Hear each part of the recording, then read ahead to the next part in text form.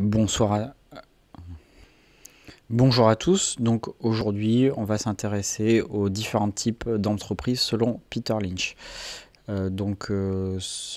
Cette présentation est tirée du livre One Upon Wall Street, qui a été écrit par Peter Lynch au début des années 90. Bon, c'est pas le propos de la vidéo d'aujourd'hui, mais voilà, sachez que Peter Lynch est un investisseur à succès de la période des années 70-80, qui a surperformé le marché et qui a écrit de nombreux bouquins qui s'adressent aux amateurs, aux investisseurs particuliers. Voilà, et ça c'est son ouvrage le plus célèbre. Voilà, donc avant de commencer la vidéo, le petit rappel d'usage. Donc moi je ne suis pas un professionnel de l'investissement. La vidéo qui va suivre est simplement à visée éducative. Je suis un simple amateur, je n'ai aucune compétence professionnelle dans l'investissement boursier. Alors, Peter Lynch, il a défini 6 types d'entreprises, donc qu'on va revoir chacune d'entre elles, et en fonction des définitions de celles-ci, lui, il rappelle les principales questions qu'il faut se poser à chaque fois et définit des stratégies d'investissement pour chaque type d'entreprise. L'idée ici, c'est une approche un petit peu plus complexe qu'une approche purement growth or value, mais vraiment de s'adapter au type d'entreprise et de mixer ce type d'entreprise afin de surperformer le marché.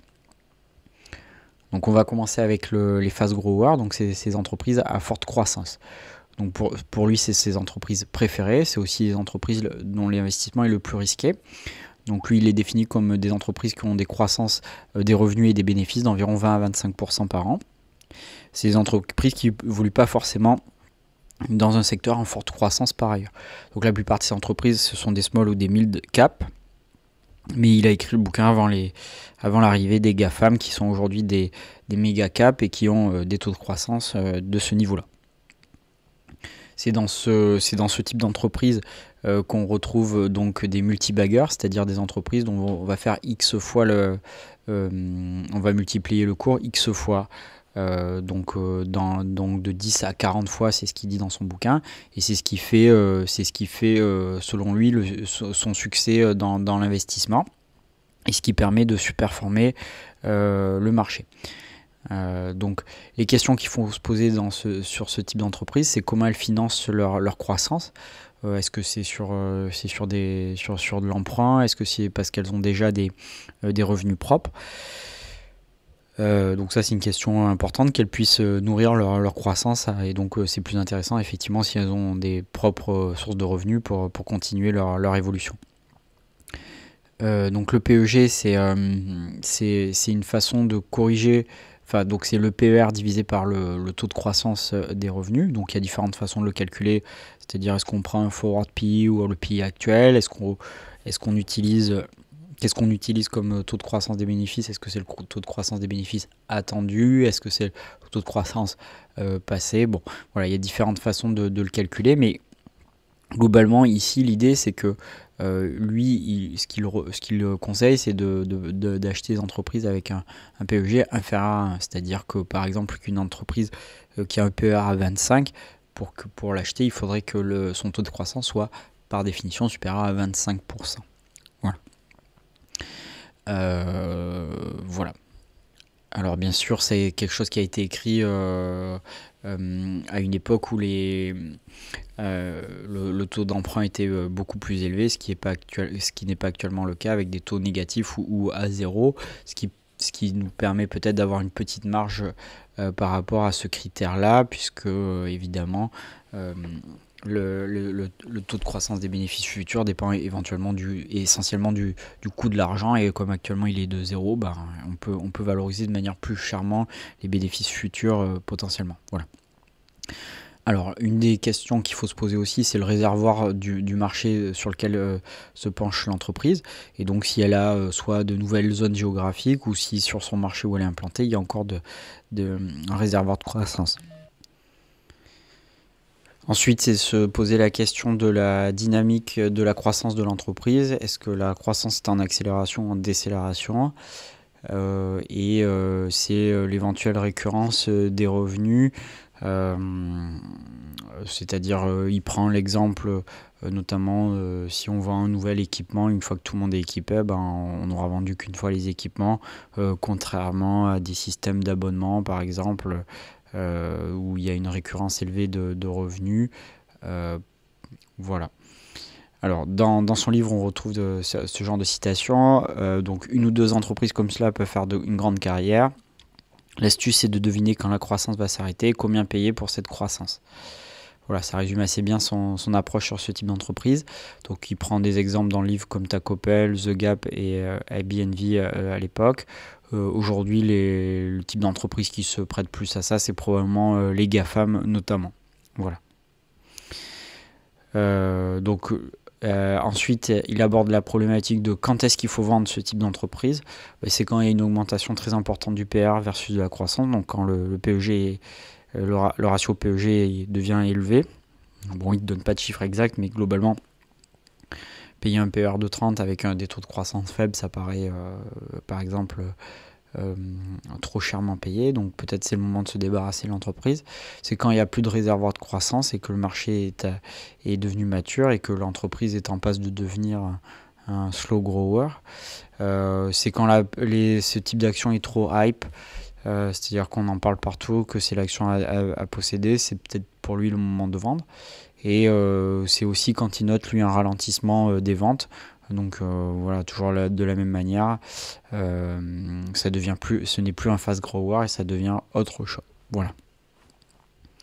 Alors deuxième type d'entreprise, c'est les stalwarts, c'est-à-dire les piliers. Donc c'est des entreprises qui se situent en termes de croissance entre les fast growers et les slow growers. Pour la plupart, ce sont des large caps. Elles ont une croissance des bénéfices environ de 10 à 12% par an. Et l'intérêt de cette entreprise, selon lui, c'est qu'elles offrent une bonne protection en période difficile. Et que c'est de très belles et de très grosses entreprises que tout le monde connaît et qui ne feront pas faillite. Donc c'est par exemple Coca-Cola, Procter & Gamble, ce genre de choses. Donc de très grosses entreprises. Le terme américain, c'est les blue chips, c'est les grosses boîtes qui sont implantées depuis de nombreuses années et qui le seront dans de nombreuses années, mais qui ont des taux de croissance beaucoup plus lents.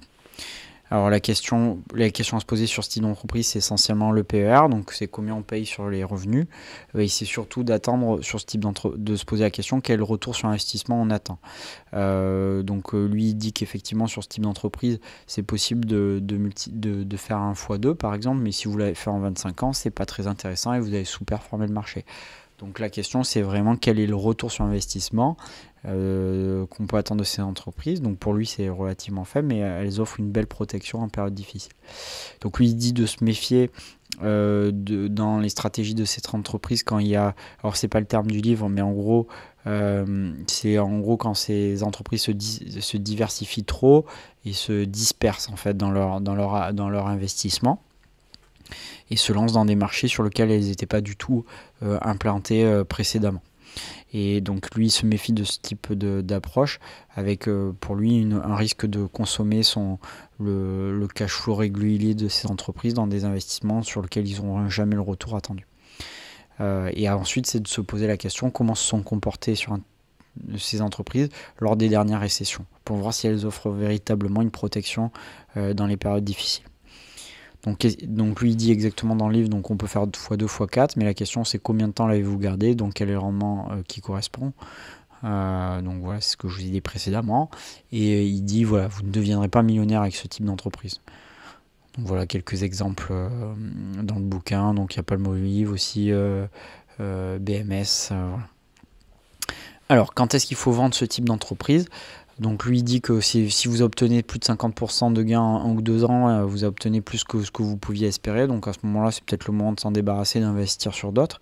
C'est lorsque le PR est trop élevé par rapport à son historique, par rapport à son PR historique ou par rapport à son PR de secteur. C'est-à-dire quand elle commence à devenir chèrement valorisée.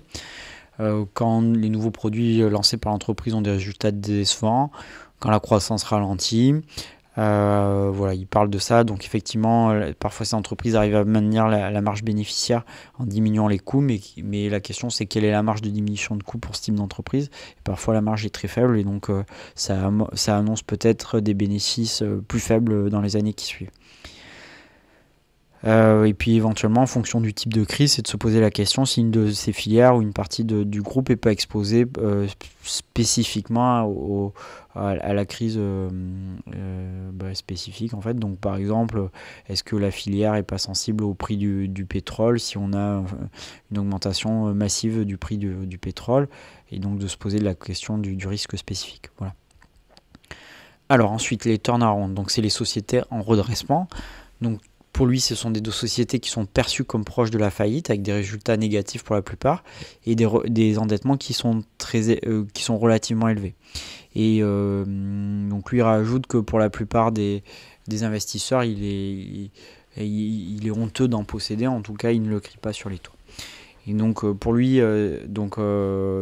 c'est un investissement intéressant parce que ce sont de potentiels multibaggeurs avec une espérance de gain relativement rapide si la société se redresse. Donc bien évidemment, moi c'est ce que je rajoute. Donc comme la plupart du temps, plus on augmente le risque et plus le rendement attendu est élevé. Donc, bien sûr, c'est une enveloppe d'investissement qui est quand même plus risquée. Donc les questions qu'il faut se poser sur ce type d'entreprise avant d'investir, c'est quel est le montant de ses liquidités. Est-ce qu'il y a vraiment une menace de faillite aiguë donc dans l'année? Quelle est la stratégie de l'entreprise pour s'en sortir, et notamment pour lui c'est très important d'opérer du recentrage et donc de se débarrasser des filières les moins rentables et qui ne correspondent pas au cœur de son activité. Et éventuellement c'est de se poser la question de qu'est-ce qui reste à l'actionnaire une fois que si l'entreprise a fait faillite, est-ce qu'il y aura un résidu de valeur. Donc il dit exactement dans son bouquin qu'on peut gagner beaucoup d'argent si une société en difficulté se redresse, et qu'il est intéressant d'investir dans ce type de société car ce sont les moins liés au marché, les moins corrélés en fait. Donc dans le livre, il prend plusieurs exemples, donc comme Apple, Texas Instruments, Lockheed Martin, etc. Qui étaient qui étaient à l'époque des turnarounds au tournant des années 80. Aujourd'hui, on peut penser aux compagnies aériennes, Europcar ou SMCP pour ma part, sur lequel je suis investi. Alors la question c'est quand est-ce qu'il faut vendre ce type d'entreprise? C'est une fois que le redressement est terminé et qu'elle est redevenue ce qu'elle était avant. Et donc il est de nouveau d'actualité pour les gérants de posséder ce type d'entreprise. Donc des petits signes supplémentaires, c'est quand l'endettement a été réduit pendant plusieurs semestres consécutifs et puis qu'il réaugmente légèrement. C'est quand le PER reste élevé par rapport à la croissance, donc ça c'est vraiment son approche à lui. Et ça c'est aussi un élément qui revient souvent, c'est de regarder quand ça s'y prête en tout cas, si les stocks augmentent plus vite que les ventes. Donc en gros il faut s'en débarrasser une fois que la situation de l'entreprise s'est normalisée. Ensuite, les cycliques. Donc ce sont des entreprises dont les ventes et les bénéfices augmentent et diminuent de manière plus ou moins prévisible. Et donc ce sont des entreprises qui ont une variation importante de leur cours qui correspond à la variation de ces cycles. Pour lui, la plupart des baisses plus la baisse est profonde et plus le rebond sera important. Et alors ça c'est moi qui me le rajoute, mais en fait ça s'explique tout simplement parce que ces entreprises fonctionnent comme avec une sorte d'effet de levier. C'est-à-dire que lorsque les ventes diminuent de ce type d'entreprise, au-delà des ventes qui diminuent de manière absolue, c'est surtout leur marge opérationnelle qui va être impactée. Et lorsqu'il va y avoir un rebond de ceci avec l'augmentation des ventes, souvent il y a aussi une nette amélioration de sa marge opérationnelle, ce qui va démultiplier l'effet de ce rebond. Donc ça se prête bien par exemple au secteur automobile où les marges sont faibles, mais sur ce type d'entreprise, avec l'augmentation des ventes de manière conjointe parce qu'il y a des coûts structurels de base, va apparaître une augmentation des marges opérationnelles de manière parallèle à l'augmentation des ventes. Et à ce moment-là, ça dégage de manière beaucoup plus importante des bénéfices. Alors la question pour ce type d'entreprise, c'est surtout le timing, hein, c'est ce qui répète sur ce chapitre-là, et donc d'anticiper la baisse de PE. Donc ça revient à timer, pas à timer le marché, mais à timer le cycle pour ce type ou pour le secteur auquel appartient l'entreprise. Et un des éléments, c'est de regarder les stocks. Alors, lui dit exactement, vous pouvez perdre 60% en un rien de temps si vous achetez au mauvais moment. Et pour lui, ce sont les entreprises parmi les plus mal comprises, car ce sont souvent des grandes entreprises, donc par exemple les entreprises de l'industrie automobile, qui sont très connues, et on les range facilement dans la catégorie stalwart. Mais lui, il alerte bien que si on l'achète au plus haut, à ce moment-là, en un trimestre, elles peuvent perdre sans aucun problème 60 ou 80% de leur valeur. Donc actuellement, ça se prête plutôt bien au secteur bancaire, industrie automobile, aciérie, etc. qui sont par définition des secteurs assez cycliques. Alors, quand est-ce qu'il faut vendre ce type d'entreprise? C'est évidemment à la fin des cycles. Pour lui, c'est dès qu'il y a quelque chose qui commence à dérailler. Donc, qu'est-ce qui peut aussi des petits signes supplémentaires, c'est quand les entreprises vont commencer à faire des dépenses d'investissement très importantes. Donc, par exemple, construire une nouvelle usine, il prend cet exemple-là. C'est lorsqu'il y a un concurrent qui arrive sur le marché mais qui est moins cher. Et c'est lorsqu'il y a une diminution de la demande et de manière parallèle une augmentation des stocks. Donc là, ça amorce la fin de cycle et c'est là où il faut se débarrasser de ce type de cycle, de ce type d'entreprise, pardon. Ensuite, vous avez les asset play, donc c'est le jeu des actifs. Donc en fait, ce sont des sociétés qui possèdent un actif qui n'est pas connu par le marché. Et l'actif est supérieur à la valeur du cours de l'action. Donc en fait, dans son bouquin, il citait plusieurs exemples, mais essentiellement sur des exemples d'immobilier qui est en fait mal évalué par le marché. Et donc en fait, la valeur de l'immobilier est largement au-dessus de la valeur de côté de l'entreprise. Et donc lui, ce qu'il dit, c'est qu'une fois que vous achetez ces actifs cachés et qu'une fois que ces actifs seront connus de tous et bien valorisés, à ce moment-là, c'est là d'où viendra la plus-value. Donc c'est ça, hein. Les questions, c'est de chercher un actif caché et d'essayer d'évaluer véritablement leur valeur et de bien évidemment d'y soustraire le niveau d'endettement pour voir l'actif résiduel qui resterait. Bon, moi ça me paraît un type d'entreprise qui est particulièrement difficile à évaluer. Parce que je pense que probablement le marché est relativement efficient pour évaluer ça. Et notamment sur les exemples qu'il donne, ça me paraît très compliqué, moi, à titre d'investisseur personnel, de savoir que telle entreprise a tel immobilier qui est pas dans les cours.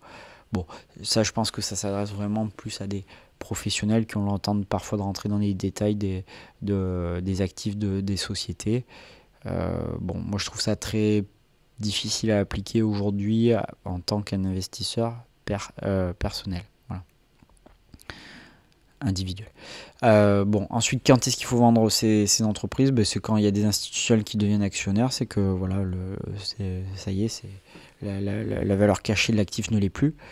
C'est quand l'entreprise va vendre une division, mais finalement la valeur de cet actif rapporte beaucoup moins que prévu. Donc finalement, c'était pas tant un asset play que ça. C'est quand il y a une augmentation de capital, donc c'est que vous allez être dilué en tant qu'actionnaire. Et c'est une fois que la valorisation, le delta de valorisation s'est réduit, et donc les actifs sont valorisés à leur juste titre. Bon, c'est des choses assez évidentes là. Ensuite, dernière entreprise, c'est les slow growers. Donc pour la plupart, ce sont des anciens fast growers. C'est des entreprises qui ont une croissance de leurs bénéfices proche de la croissance du PIB de l'entreprise dans lequel elles évoluent. La plupart de ces entreprises, elles sont connues parce qu'elles ont de très généreux dividendes. Donc finalement, alors lui, c'est pas le type d'entreprise qui l'intéresse particulièrement, voire pas du tout. Donc il dit finalement, ces entreprises, vous les achetez uniquement pour le dividende. Donc les questions qu'il faut se poser, c'est essentiellement sur la dividende. Donc c'est la sûreté, et est-ce que ce dividende peut croître.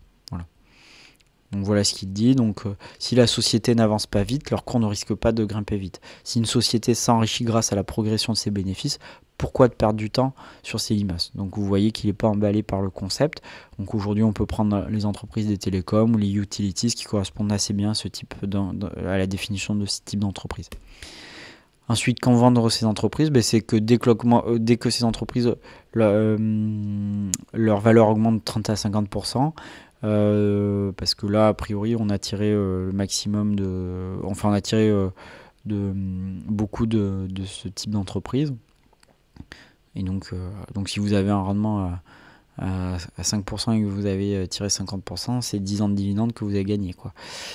C'est lorsqu'il y a une perte de part de marché, c'est lorsque ces entreprises commencent à faire des acquisitions ou à se lancer dans un business qui n'est pas leur cœur de métier et risquent de brûler leur cash dans quelque chose de pas très intéressant. Et lui dit de se méfier des entreprises qui ont un rendement très élevé qui n'attirent plus personne. Voilà. Donc là, je vous ai fait un tableau qui résume les caractéristiques, quel est l'intérêt pour l'investisseur en fonction du type d'entreprise d'investir, les questions qu'il faut se poser avant d'investir et à quel moment il faut vendre. Donc je ne vais pas vous le résumer parce que ça serait un peu redondant avec mon propos, mais voilà, en tout cas, je vous l'ai résumé sur un tableau, ce qui peut être intéressant pour regarder ça rapidement. Donc voilà. Et ensuite, je vous propose une proposition de répartition idéale selon ces critères.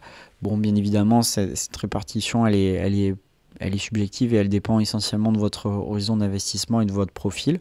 Pour ma part, j'essaierai de me rapprocher d'un